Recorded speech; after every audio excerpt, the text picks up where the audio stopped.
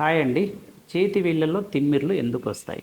చేతి వేళ్ళలో తిమ్మిర్లు రావడానికి మనకు ఇక్కడ సర్వైకల్ స్పాండైలోసిస్ వల్ల ఇక్కడ ఉండే నరాలు ఒత్తిడి వల్ల కూడా మనకు ఇదంతా పారినట్టు మనకు మొద్దు, తిమ్మిరి, బర్నింగ్ సెన్సేషన్ వచ్చే ఛాన్సెస్ ఉంటుంది చేతి వేళ్ళలో.